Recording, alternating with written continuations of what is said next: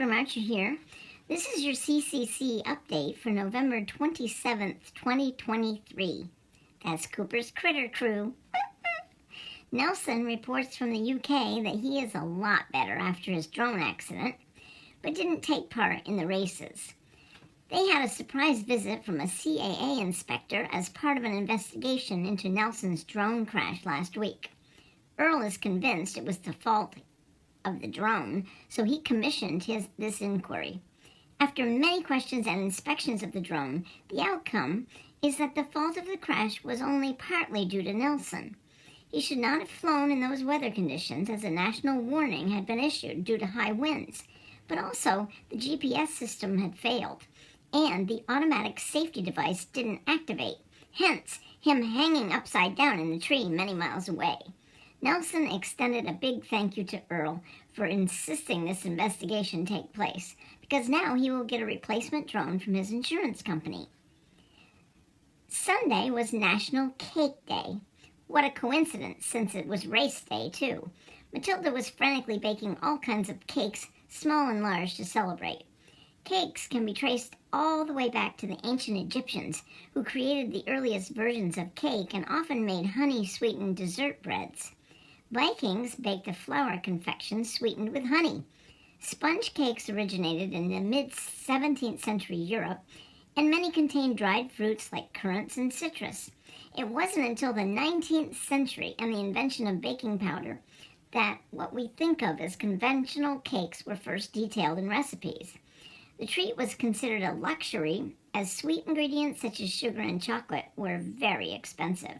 Cakes were usually baked for special occasions, and the wealthier you were, the more likely you were to consume cake.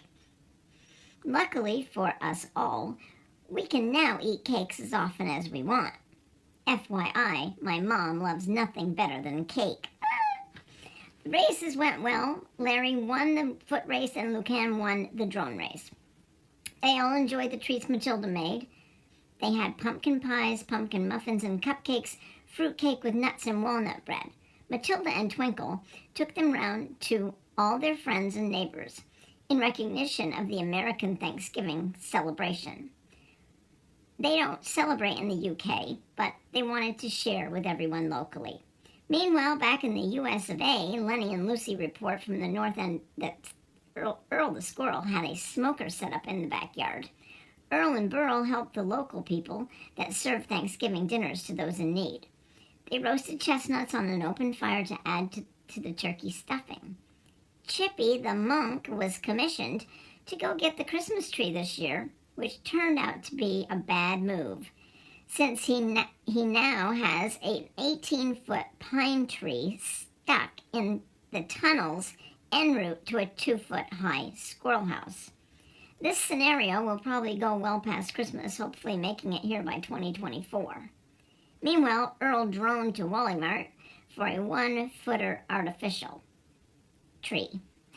The major chipmunk tunnel will be closed for quite some time with this oversized tree. All critters who use the tunnel are advised to seek alternative routes.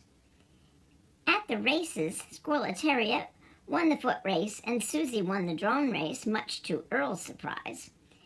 I hope everyone had a great Thanksgiving weekend, and I hope you didn't gain too much weight, because I know how you humans get when you have food to celebrate a holiday. Have a great week, and please be kind to one another. Cooper Marcher here. Ciao.